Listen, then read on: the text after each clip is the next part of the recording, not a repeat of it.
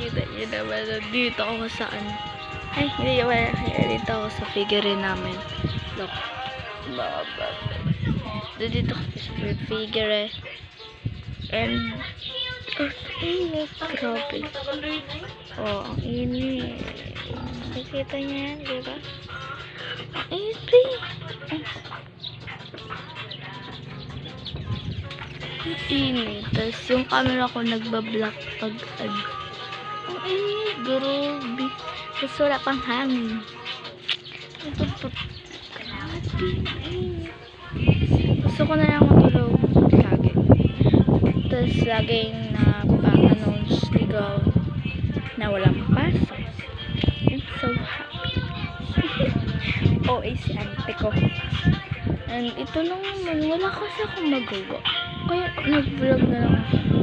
Wala akong magawa, ate ko. And now, kukwento lang ako something sa inyo. Kasi, nag-flores kami. Ang ingay naman yan! Ang ingay. Ang ingay, guys. Ingay. Iinis ako dito. Ang ingay, for sure. Kaso, nagkwento kasi nag-flores kami kahapon.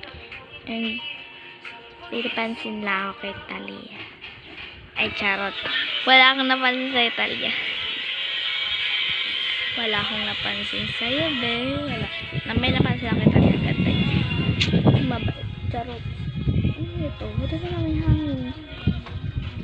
Be, ang init. Yeah. Kung bago lang kayo sa channel ko, huwag nyo kalimutan mag-subscribe and like and comment kung gusto nyo pa ng bagong update sa Pinas. Sa init pala. Init, tirik.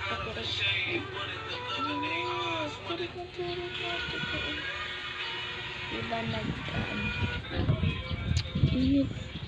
So, hatibol. Hatibol. Ano yun? Ano yung sabihin? Ngayon, lapit na bakasyon. Mag-grade 4 na ako. Grade, ano lips ko? Dry. Dito lang ako. Feel it sa Pinas.